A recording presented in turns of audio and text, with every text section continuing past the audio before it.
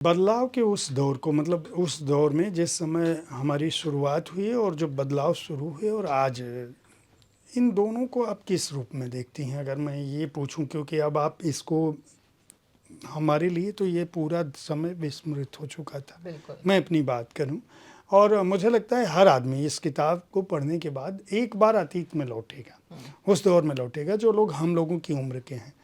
जो यंग पीढ़ी है वो इसको देखते समय उसको लगेगा कि कोई कहानी देख रहे हैं, कोई ऐसी चीज़ पढ़ रहे हैं जैसे महाभारत का कालखंड हो या रामायण का हो, राम रावण युद्ध चल रहा है, जैसे रामलीला जैसी चीज़ें कुछ देख रहे हैं, उन्हें ऐसा सा लगेगा। वो ये इसकी सच्चाई पर बहुत मुश्किल से विश्वास करेंगे कि ये एक सभ्यता के विकास की तरह से उन्हें लगेगा कि हड़प्पा मोहनजोदड़ो काल की बातचीत है। आज की पीढ़ी, आप इस बदलाव को, मतलब विकास की जो यह यात्रा है, और कहीं ना कहीं मुझे लगता है इस किताब के पन्नों को पलटते हुए कि जिस तरह से आपने उस कालखंड को इस किताब में रखा है चित्रों के साथ, कहीं ना कहीं आप उसको, उसके रोमांस को, उसके प्यार को, या उसके अंदर जो पाकीज़गी जैसा मैं कुछ कह सकता हूँ, ठीक है, बदलाव है, हर समय बदलाव होता है, वो महसूस किया है कहीं ना कहीं। आप क्या सोचती हैं जो आज का समय है और जो 80 का दौर था? हाँ, जैसे आपने कहा कि बदलाव तो है ही है, तो आप 80 से 90, 90 से 2000, वो किसी भी आप में चले जाएं, बदलाव तो है ही है। लेकिन जो अभी जो 80 में जो बदलाव हुआ, वो अभी आजकल जो है उसकी सब चीज़ों की ज़्यादा से ज़्यादा उसकी नींव लेकिन 80 में रखी गई थी। तो इसीलिए मेरे हिसाब से 80 बहुत महत्वपूर्ण एक डेकेड था।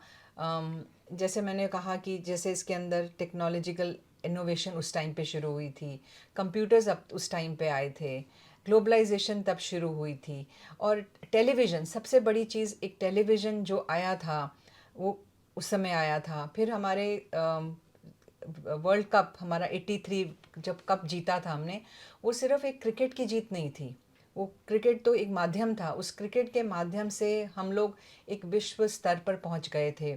उससे हमारे देश में सबका एक एक मनोबल बढ़ा था, तो उससे एक बिलीफ हमें मिला था।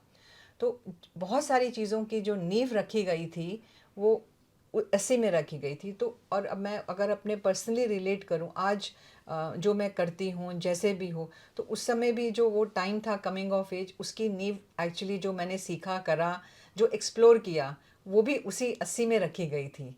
आज आप क्या करती हैं, अभी क्या करती हैं इस किताब को लिखने के सो अलावा? वैसे बाय प्रोफेशन ग्राफिक डिज़ाइनर हूँ। तो एक और कारण जो आपने कहा, तो कहा कि ये आपकी डिजाइनिंग जो है वो हर पन्ने पे दिखती है। इसीलिए, क्योंकि जब हम वैसे काम करते हैं तो क्लाइंट आपको इतनी लंबी चौड़ी ब्रीफ देता है कि यहाँ पे ये, यहाँ पे यो, मेरे लोगों का साइज़ यहाँ, मेरा लोगों का साइज़ यहाँ।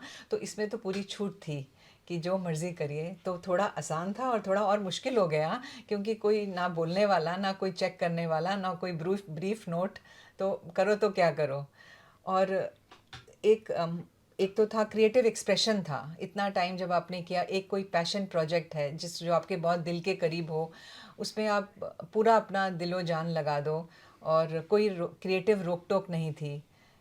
लेकिन अगर आप पूछें कि ये पुरानी किताब है, नॉर्मल कोर्स में कोई सीपीआर टोन, आप black and white grey tone भी करके आप किताब बना सकते हैं, जो नॉर्मली आई वुड से कि अगर पुरानी नॉस्टैल्जिक किताब होगी, अगर आप यंगस्टर्स को पूछो तो ऐसे ही होगा।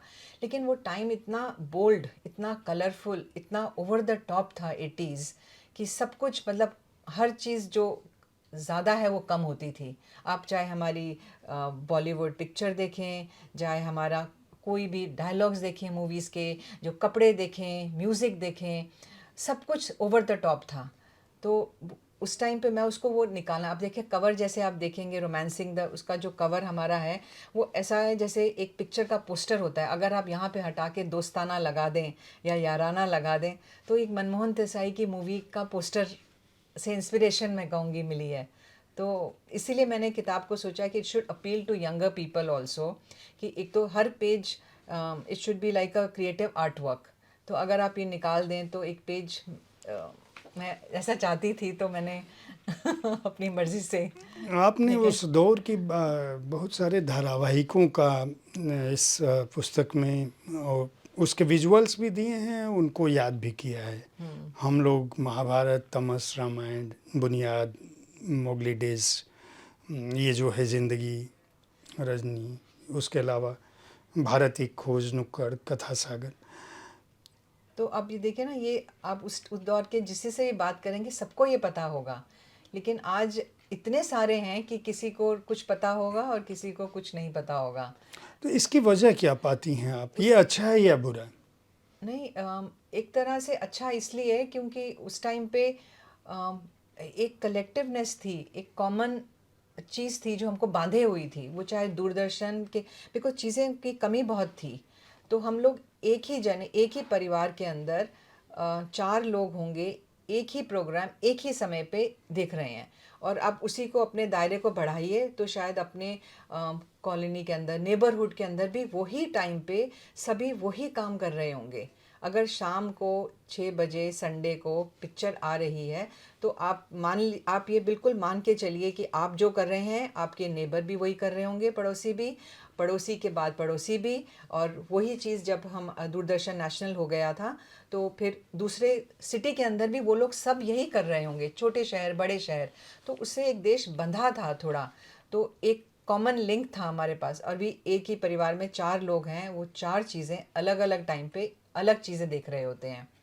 तो अच्छा बुरा इसमें कुछ नहीं है, वो एक समय था, वो एक समय था। बट उस समय एक उससे क्या हुआ है कि एक कलेक्टिव मेमोरी सबकी हुई है।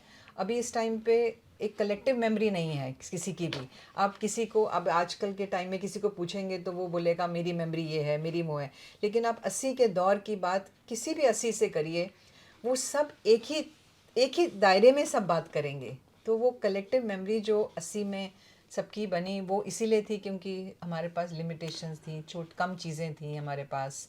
इस किताब को करने में आपको समय कितना लगा? क्योंकि जितने तरह के विजुअल्स हैं, पहले तो ये मैं जो इससे पहले भी मैंने पूछा था कि क्लासिफिकेशन इसका कैसे किया। आपका कहना है कि मैं इस बात की हड़बड़ी मुझे नहीं थी कि कोई चीज़ छूट जाए या कोई चीज़ रह जाए। मैं करना चाहती थी, एक तरह से आप करेक्ट करना चाहते थे। लेकिन ये जो बुक देखने के बाद जो लगता है कि जिस तरह से आपने शायद ही उस दौर की कोई चीज़ छूटी हो, मतलब हर खुल के जिया है ना हाँ वो। बा, ऐसे खुल के जिया इसीलिए। बारीक से बारीक बदलाव को भी, यहाँ तक कि जो टेलीविज़न सेट के जो मॉडल्स बदल रहे हैं, जो ब्लैक एंड वाइट से कलर्ड का दौर जो आता है, उस दौर के जो धारावाहिक हैं, कम से कम सारे जितने धारावाहिक का आपने नाम लिया, जिसके पास भी टेलीविज़न सेट होगा, सभी ने सब कुछ देख रखा होगा। तो आपने एक ये बात कही, साथ ही जो गांव के पड़ोस के लोगों की बात कही, तो रामायण और महाभारत हाँ का भी उल्लेख इसमें है हाँ, कि मैं समय हूँ। और कोविड काल में अभी उसकी पॉपुलैरिटी को पता बिल्कुल चला कि वो बिल्कुल सबसे अधिक देखा जाने वाला अभी भी उस दौर के बाद का बिल्कुल। भी। वो रामायण के टाइम पे जब जब वो सुबह आती थी 10 बजे संडे को, तो ट्रेन रुक जाती थी, लोग, हाईवे खाली हो जाते थे, लोग अपने शादी के समय बदल देते थे और सारे नहा धो के टीवी देखने बैठते थे और उसके ऊपर अगरबत्ती जलाते थे, बैठते थे। तो वो तो समय अब आप सोच भी नहीं सकते इस समय में ये कोई ऐसा करेगा। आपने एशियन गेम्स का भी इसमें उल्लेख किया है। वो बहुत इम्पोर्टेंट था।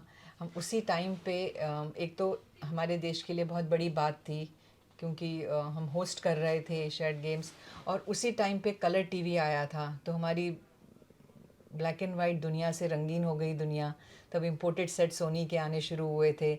उसके बाद आई रिमेंबर, अगर आपको भी याद होगा, तो एक फिल्म आनी शुरू हो गई थी, तो वो जो कलर टीवी नहीं लेते थे तो उसके ऊपर लगा दिया जाता था। वो कुछ सोच ही नहीं सकता, उसके क्लिप होते थे 2 और उसको लगा दिया जाता था और उसमें फिल्म थी। कुछ तो कलर दिखना कोई शुरू हुए। हाँ, तो वो एक दुनिया बदल रही थी उस टाइम पे। जैसे मैंने कहा कि वो नींव उस टाइम पे बहुत चीज़ों की रखी तो गई इसकी थी। सामग्री आपने कैसे कलेक्ट की? कि जैसे मान लीजिए अभी मैं स्पोर्ट्स के पेज पर हूँ, रन रन रन, जिसमें पीटी उषा की इंडिया टुडे की तस्वीर है, या उसके बाद जो first cricketer to reach 10,000 test runs, Sunil Gavaskar की तस्वीर है।